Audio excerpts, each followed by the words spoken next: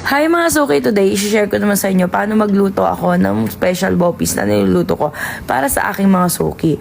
Ayan, naglagay lang ako ng konting mantika para sa pagigisa ng aking gagawing bopis. Ito nga pala ay laman loob mga suki. Ayan, naglalagay lang ako ng atsuete.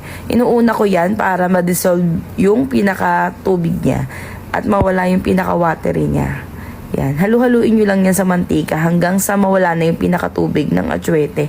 Hahalo na yan dyan mga suki. Ito isa sa mga bestseller ko kaya isi-share ko sa inyo. Kasi pwede rin kayo magbenta nito or gumawa rin kayo ng mga per-tab kagaya na ginagawa ko. Ay mga suki, pagkakulo nyan, ihulog nyo na yung pinaka bawang nyo. Gumamit na ako ng meat grinder kasi gusto ko pino yung bawang sa aking pagigisa ng bopis. Halu-haluin nyo lang yan, huwag nyo titigilan ng halo kasi para hindi masunog yung bawang. Kasi napait yan pag medyo natupok ng apoy.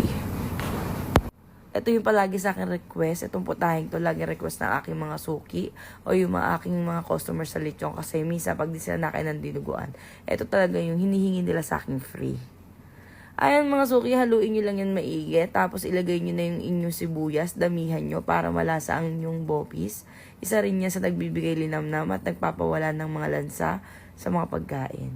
Kaya ayan, pag ako talaga nagluluto, hindi ko tinitipid sa mga bawang sibuyas para malinamnam ang mga lulutuin ko. Lagyan nyo rin yan ng kamatis. Optional naman to. Pwedeng wala, pwedeng meron. Ako kasi mas prepare ko yung bopis na may kamatis talaga. Tapos lagyan nyo rin ng luya. Ito yung magpapatanggal lansa ng laman loob. Kasi etong ginamit ko ngayon is talagang laman loob siya ng baboy. Pinakuluan ko siya sa asin at luya.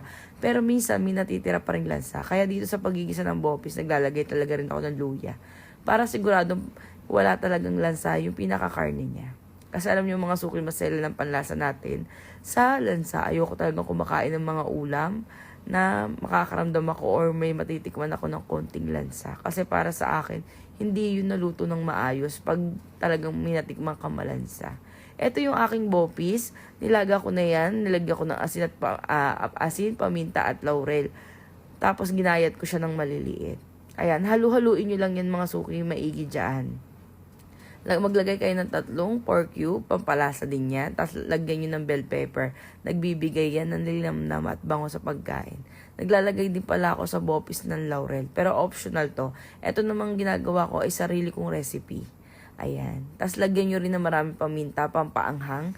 Masarap ang bopis pag medyo maanghang-anghang.